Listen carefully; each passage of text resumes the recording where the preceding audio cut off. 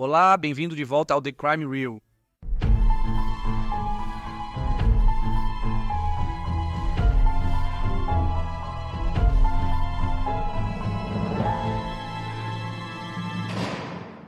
Quando Nick Halpin se mudou de Massachusetts para a Flórida com o marido Don e os filhos Max e Drew, planejava começar uma nova vida em um clima mais quente. O filho mais velho deles, Max, que nasceu em 1994, foi diagnosticado com hidrocefalia, uma condição em que o bebê tem excesso de líquido no cérebro. Durante um tratamento médico, um membro da equipe deu o medicamento errado, causando efeitos colaterais potencialmente prejudiciais. Nick e Don entraram com um processo contra o hospital, que levou anos para ser resolvido pelo sistema judiciário. O casal escolheu se estabelecer em um lugar chamado Safety Harbor, uma cidade da Flórida às margens da Baía de Tampa. Logo depois, o casal se separou. Quando o hospital concordou com um acordo de $1,5 milhão para cuidar das necessidades de Max, eles já haviam se divorciado. Nick foi registrada como única guardiã do fundo. Embora a mudança não tenha ocorrido como planejado, Nick se adaptou à vida nessa comunidade segura. Ela era animada, extrovertida e divertida e começou a aproveitar seu novo estilo de vida. Logo fez muitos amigos e recebeu a atenção dos homens da região. Nick, de 32 anos, havia começado a sair casualmente com um homem chamado Chris Catunho, um técnico de informática de 35 anos. Chris também era de Massachusetts.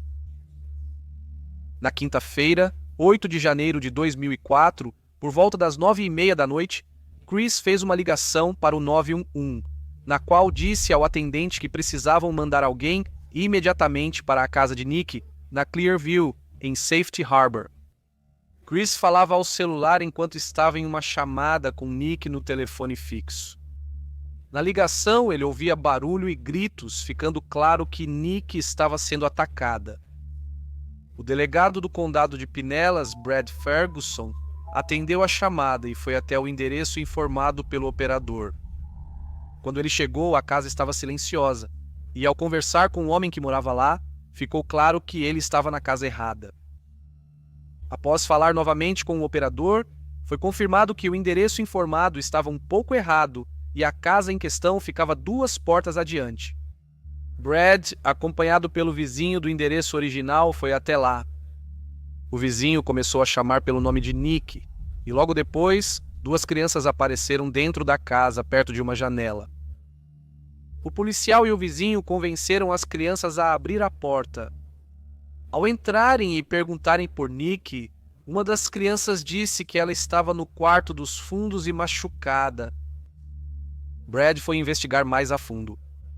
Quando entrou no quarto, ele viu Nick deitada na cama com sangue saindo do lado esquerdo da cabeça. Ficou claro que ela foi atacada violentamente. Ele confirmou que ela ainda estava viva, mas com dificuldade para respirar. Uma ambulância levou Nick ao hospital, onde foi internada na unidade de terapia intensiva.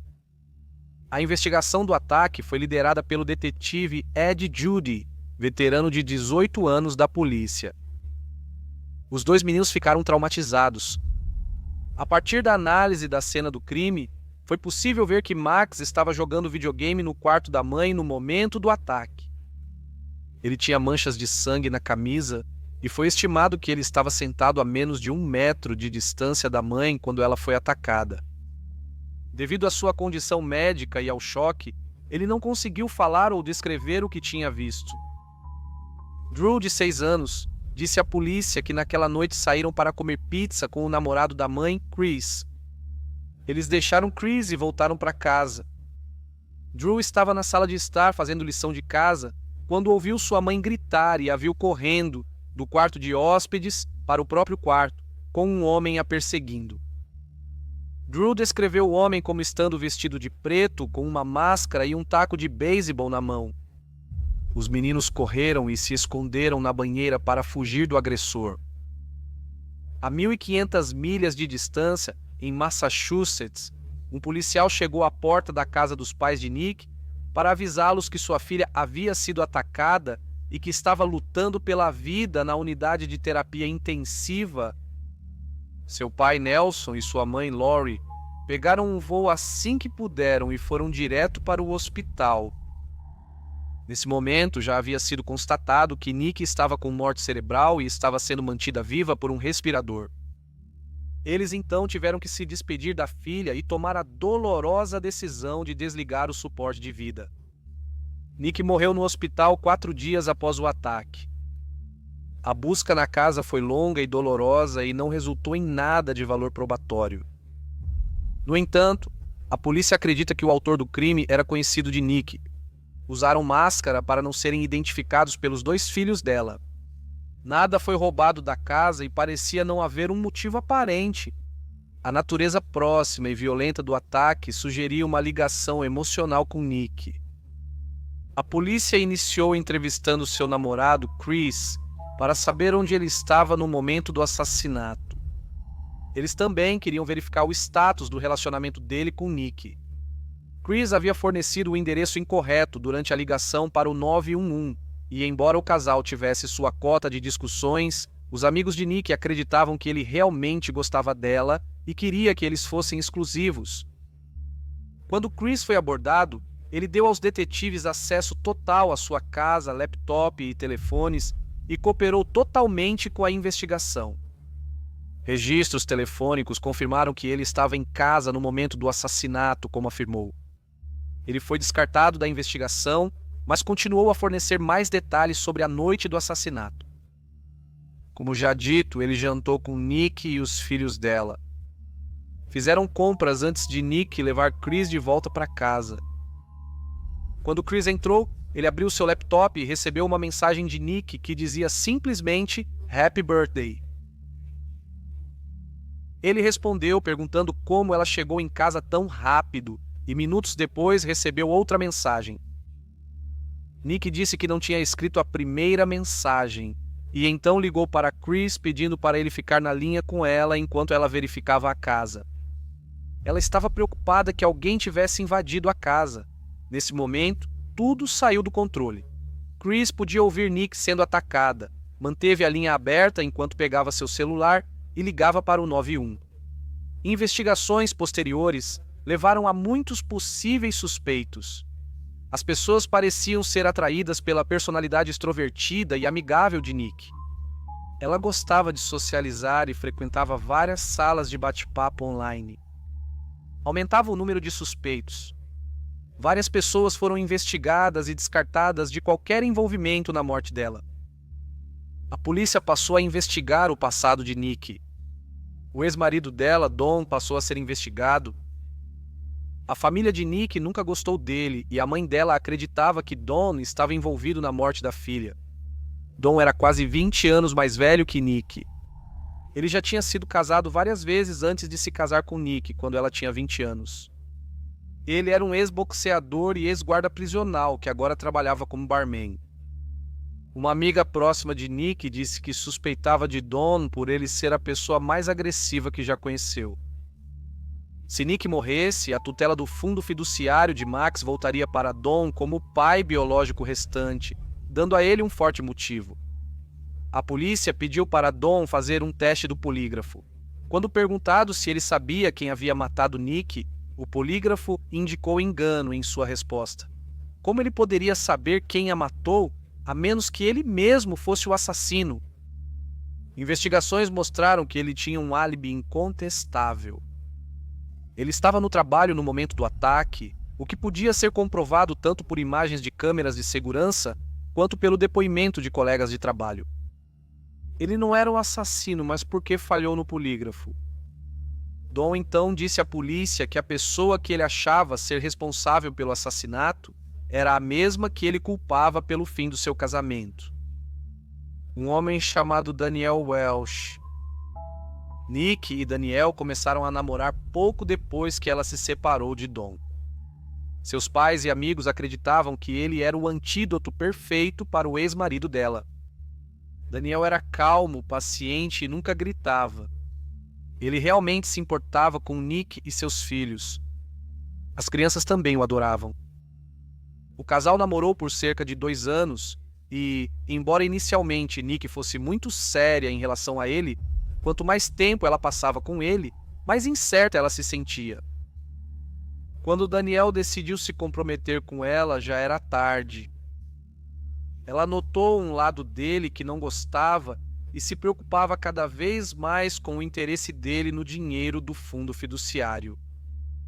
Don contou aos detetives que Danielle assombrava e perseguia Nick nas semanas antes da morte dela. Mas como ele odiava Danielle e não era objetivo, sua opinião realmente tinha tanto peso? A polícia continuou investigando.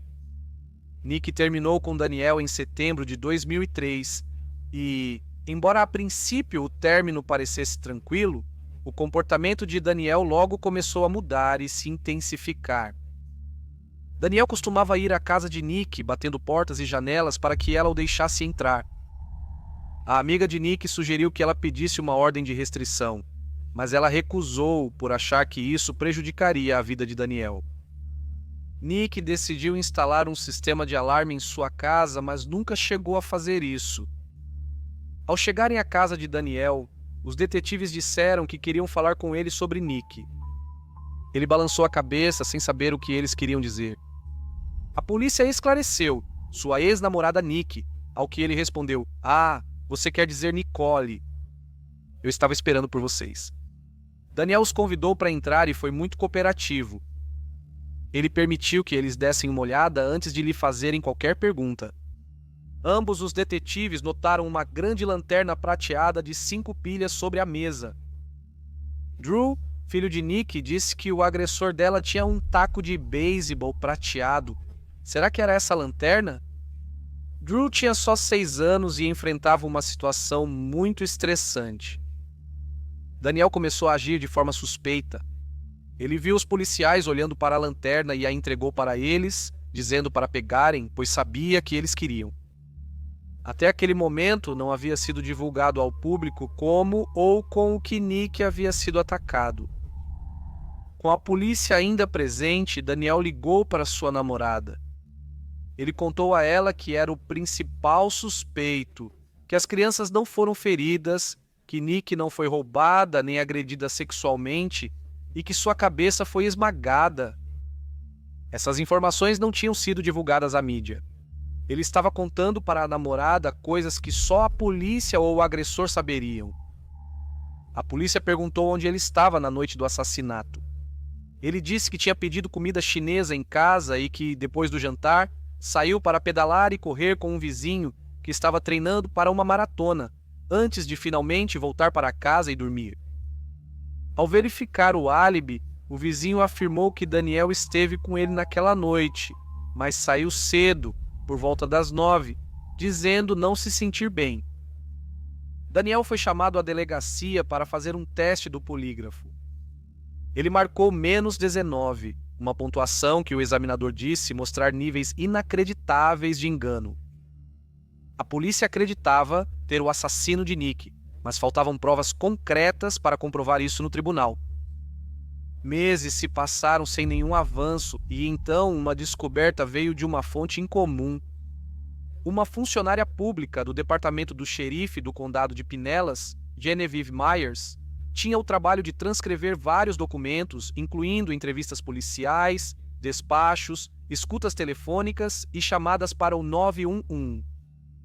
Ela passou muitas horas transcrevendo tudo relacionado ao caso, incluindo entrevistas e telefonemas com Danielle. Após isso, ela recebeu a tarefa de transcrever a ligação para o 911 feita por Chris. Nessa gravação, também foi captado o áudio da segunda ligação telefônica que Chris havia aberto, que forneceu o áudio do assassinato de Nick. Nela era possível ouvir o assassino dizendo: "Nicole, calma." Quando ouviu isso, Genoveva soube que a voz pertencia a Danielle. Depois de passar horas transcrevendo fitas de suas entrevistas, ela reconheceu imediatamente sua voz. Além disso, de todos os amigos e parentes de Nick, ele era o único que a chamava de Nicole. Mas isso seria suficiente para convencer um júri? As fitas foram enviadas para isolar e melhorar a voz. Quando reproduzidas aos pais de Nick, eles estavam 95% certos de que era a voz de Daniel. O detetive Ed Judy então recebeu um pedido da irmã de Daniel para ouvir a gravação. Apesar de duvidar da imparcialidade dela, ele não viu razão para não fazer isso. Ela identificou positivamente a voz do irmão. Por volta dessa época, Daniel, que até então não tinha antecedentes criminais, foi preso por vender medicamentos controlados e condenado a 3 anos e meio de prisão.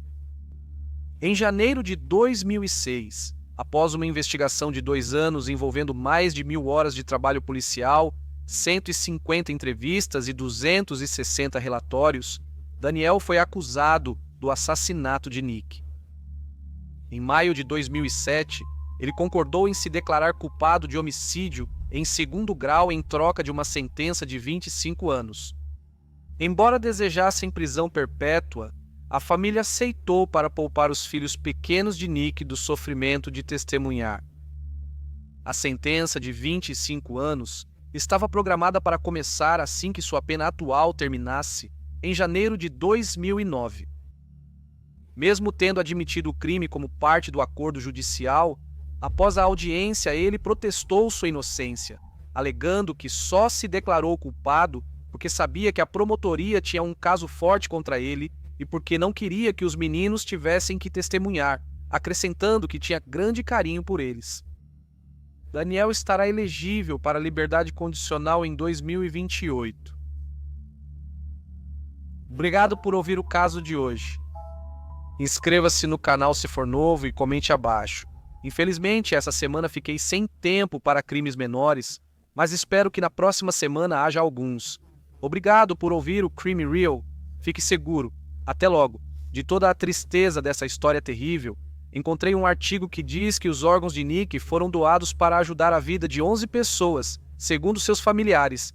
É incrível que eles puderam ajudar outros dessa forma. Até logo.